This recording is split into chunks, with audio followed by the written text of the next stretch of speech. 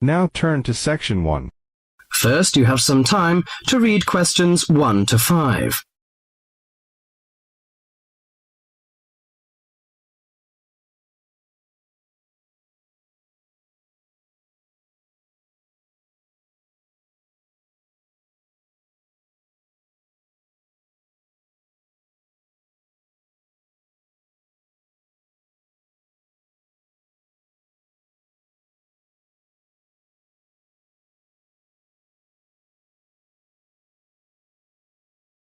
Now listen to the conversation and answer questions 1 to 5. Well, Claudia, our first semester at university is almost over. I can't wait for the holidays. Oh, me too. Why don't we go somewhere far away and forget about lectures and essays and all that hard work? Sounds good to me. How about if we go to the coast? It would be great to do some swimming and surfing. The coast would be good, but let's look at our other options. There are the mountains. They're nice and cool at this time of year. There's also the desert, which I really enjoyed last year. What about going to Sydney? I've never been there, and they say it's a great city to visit. Well, I agree. Sydney would be good, but there are too many tourists there at this time of year, and I'd rather get away from buildings and cars. I vote for the mountains. All right, then, let's do that.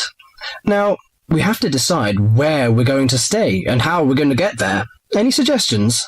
Well, for places to stay, there are the usual places, motels, hotels, and youth hostels. We can go camping too. I'm afraid I'm not a very good camper. I tend to feel a bit frightened sleeping outdoors. All right, we'll forget about camping. So, what do you prefer? Well, since neither of us has a lot of money, I don't think a hotel or motel would be possible. How about a youth hostel? Oh, I'd rather not go to a youth hostel. They're cramped and noisy, and the person in the bed next to you might be a snorer. No, I think we should find a small holiday house to rent, and if we get a few more friends to join us, it will be really cheap. Okay. You know, it's the first time for me to travel to the mountains. What do you suggest to take? Mosquito net, I guess. Mosquito net is useful, but I don't want to add more weight to our luggage. So the insect repellent can do, I think. Besides, aspirins are necessary and some cold cure, in case we feel sick or something like this. Do you think we need binoculars and a camera? Well, it would be a good idea to take binoculars. As to a camera, I'm not very for it. I'd rather record the scenes in my mind. You're right. What about the money? How much do you think is enough and how we should take it?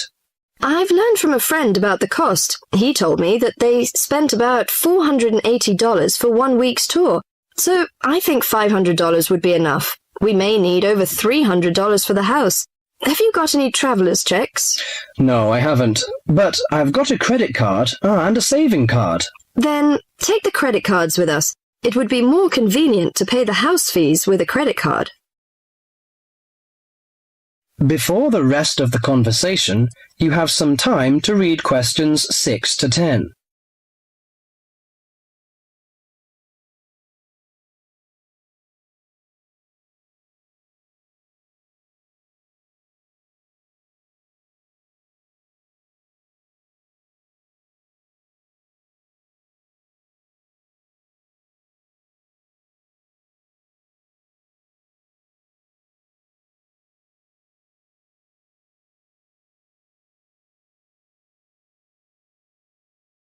Now listen carefully to the rest of the conversation and answer questions 6 to 10. Oh, I nearly forgot the date. How long will we have before we have to be back here on campus? Under a week, I think. We'll leave on the 14th of April and come back on the 21st, because you know we'll start to study on the 22nd. Do you know the definite locations of some holiday houses? I suppose it would be nice if we book in advance. Yes. Look at this brochure here. It says that there are several holiday houses near the mountains. I prefer the one near the woods. It's situated right across the road from the rainforest park. That sounds good. We can easily go to the rainforest park then. Do you know what else we can do there besides visiting the park? I know that many people go there for bushwalking, but you need a good pair of walking boots, of course.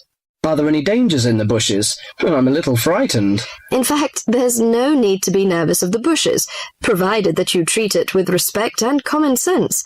Most of the animals and wildlife are gentle and harmless. There are venomous snakes to be aware of, but really they're much more frightened of you than you are of them. The other thing is that certain plants can cause irritation if you touch them with bare skin. I see. Well, I can't wait for the coming holiday. That is the end of section 1. You now have half a minute to check your answers.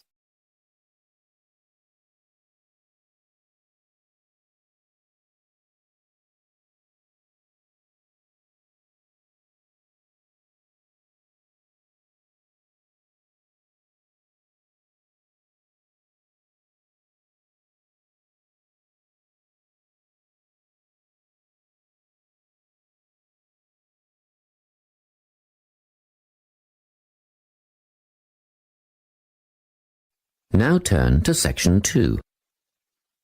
Section 2. You will hear a guidance counsellor talking to a group of students. First, you have some time to look at questions 11 to 14.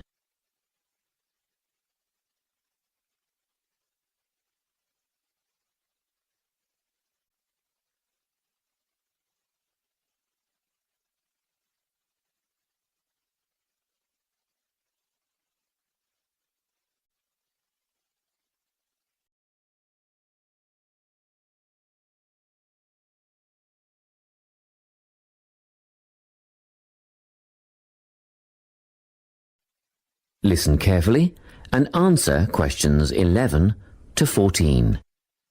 Hello everyone, I'm the Counselling Administrator here at St Ives College, and I've been asked to come and talk to you about our counselling team and the services that we offer. We have 3 professional counsellors here at St Ives, Louise Bagshaw, Tony Denby and Naomi Flynn. They each hold daily one-on-one sessions with students, but which counsellor you see will depend on a number of factors. If you've never used a counsellor before, then you should make an appointment with Naomi Flynn. Naomi specialises in seeing new students and offers a preliminary session where she will talk to you about what you can expect from counselling, followed by some simple questions about what you would like to discuss. This can be really helpful for students who are feeling a bit worried about the counselling process. Naomi is also the best option for students who can only see a counsellor outside office hours. She is not in on Mondays, but starts early on Wednesday mornings and works late on Thursday evenings, so you can see her before your first class or after your last class on those days. Louise staffs our drop-in centre throughout the day. If you need to see someone without a prior appointment, then she is the one to visit. Please note that if you use this service, then Louise will either see you herself or place you with the next available counsellor. If you want to be sure to see the same counsellor on each visit, then we strongly recommend you make an appointment ahead of time. You can do this at reception during office hours or by using our online booking form. Tony is our newest addition to the counselling team. He is our only male counsellor, and he has an extensive background in stress management and relaxation techniques. We encourage anyone who is trying to deal with anxiety to see him. Tony will introduce you to a full range of techniques to help you cope with this problem, such as body awareness, time management, and positive reinforcement. Before you hear the rest of the talk, you have some time to look at questions 15 to 20.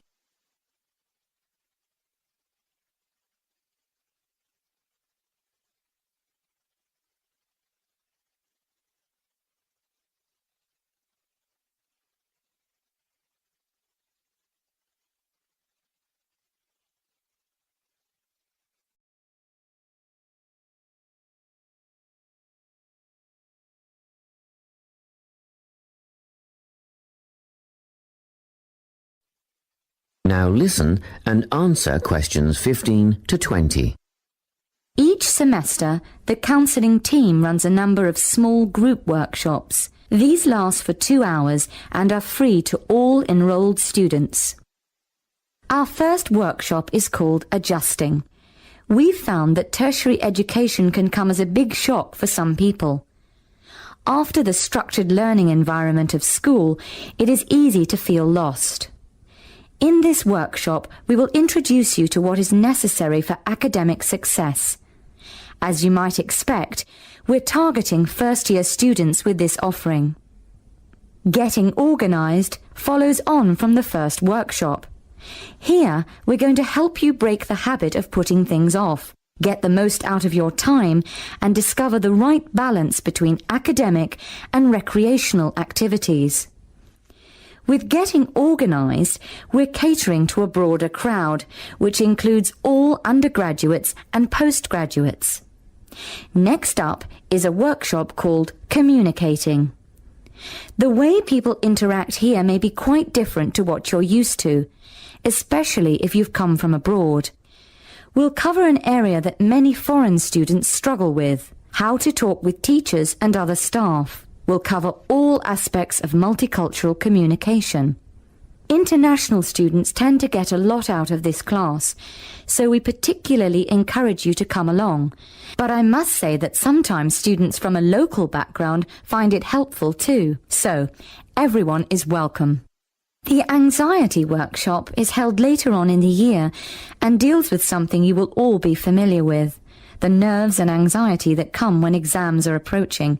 Many students go through their entire academic careers suffering like this, but you don't have to. Come to this workshop and we'll teach you all about relaxation and how to breathe properly, as well as meditation and other strategies to remain calm. We've tailored this workshop to anyone who is going to sit exams. Finally, we have the motivation workshop. The big topic here is how to stay on target and motivated during long-term research projects. This workshop is strictly for research students, as less advanced students already have several workshops catering to their needs. Well, that's it. Thanks for your time. If you have any questions or want more information about our services, do come and see us at the counselling service. That is the end of section 2. You now have half a minute to check your answers.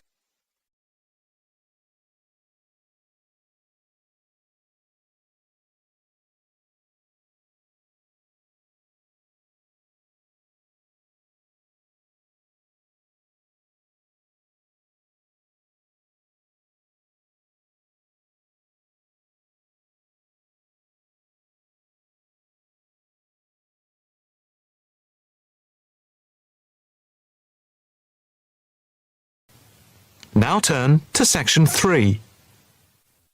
Section 3. You will hear a female and a male student talking about the mock exams that they have just taken. First, you have some time to look at questions 21 to 25.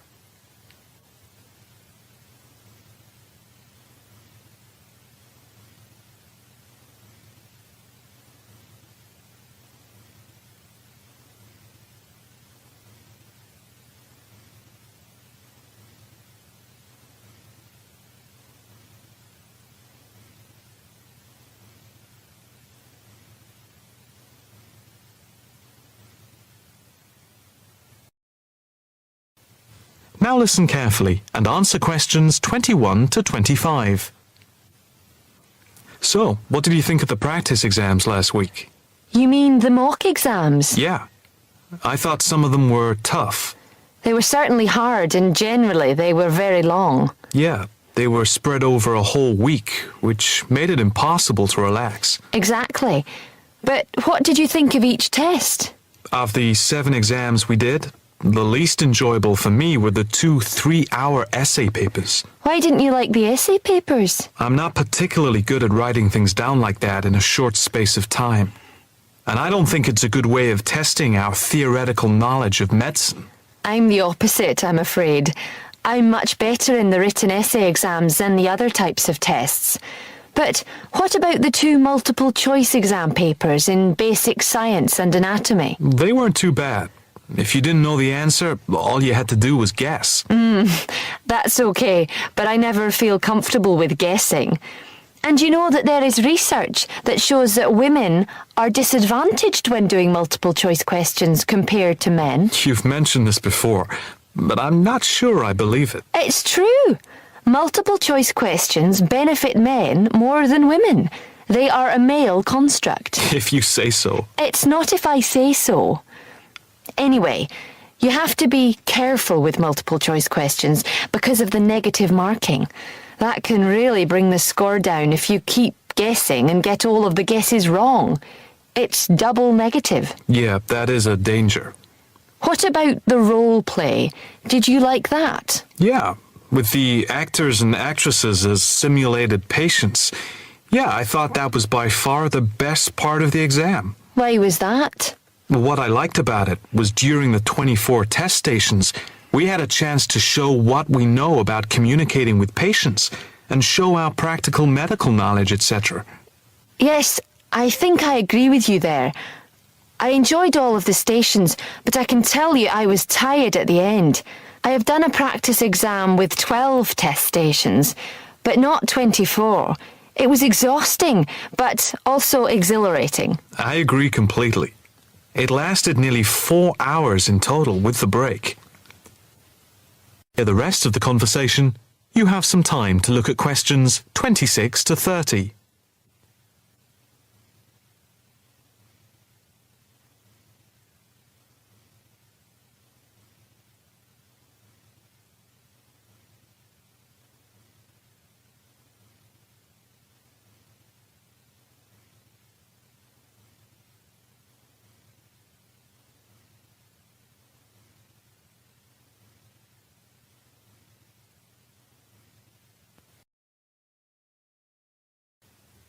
Now listen carefully and answer questions 26 to 30. What did you think of the other two exams? The two problem-solving tests? I didn't think I was going to handle them very well.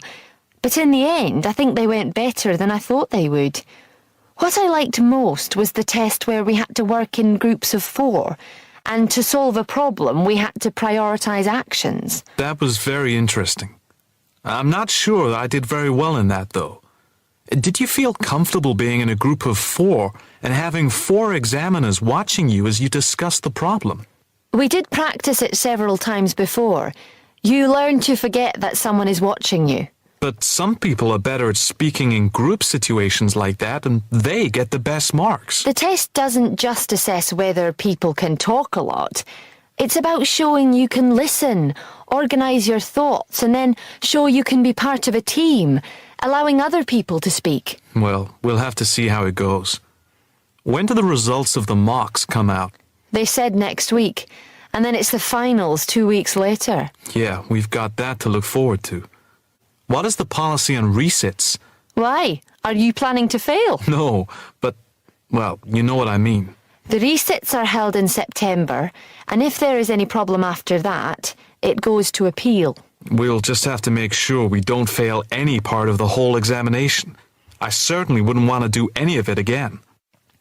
Me neither. It's hard when you are not allowed to fail any of the exams. I bet they don't have that policy in any other subject. Probably not. That is the end of section 3. You now have half a minute to check your answers.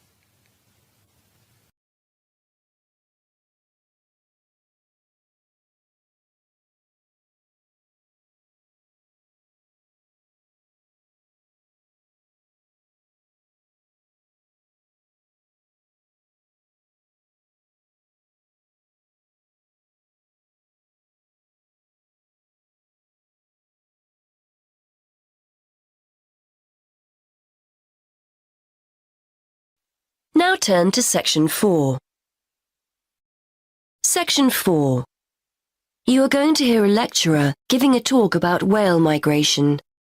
First, you have some time to look at questions 31 to 40.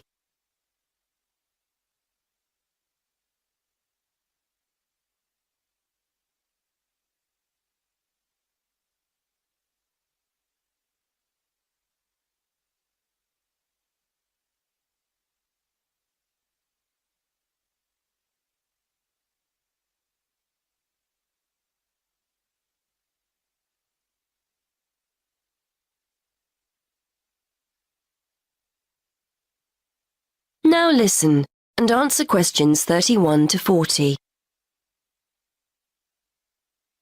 Today we're going to continue our investigation into the use of technology in plotting oceanographic migratory patterns. And I'd like to focus specifically on creatures that we didn't even realize existed until very recently. Pygmy blue whales.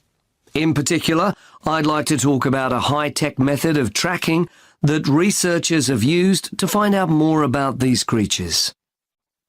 Pygmy blue whales, which are one of several subspecies of blue whales, spend their lives in the vast expanses of the Indian and Southern Pacific Oceans. They were first identified as a distinct subspecies in 1966. Before then, they were probably confused with the Antarctic or true blue whale, so it's only recently that researchers have started to learn about them and their migrations to and from their breeding and feeding grounds.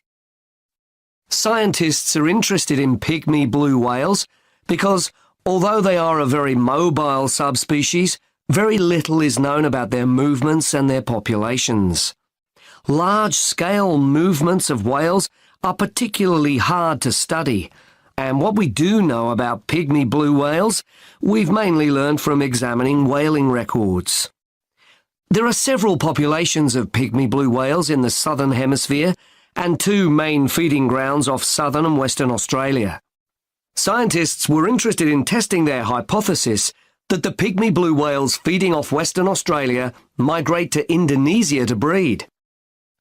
To track the whales' movements, researchers made use of something called satellite telemetry. This refers to the use of a satellite-linked tag attached to a whale. When the antenna on the whale breaks the surface of the water, the tag communicates with a satellite system. The location of the whale can be determined when multiple satellites receive the tag's transmissions, much like how the navigation system works on a mobile phone. Researchers receive this location data in almost real time via the project website, which allows them to track the movement of the tagged whale from many miles away. The use of these tags has enabled researchers to discover that pygmy blue whales do indeed travel northwards from the west coast of Australia in March and April, reaching the warmer breeding grounds of Indonesia in June. They remain there until September, at which time they then return to Australian waters. In addition to identifying the migratory pattern of this particular population of pygmy whales, research has also shone new light on the whales' feeding patterns. It's usually assumed that whales go without food outside of the summer, when they leave their feeding grounds.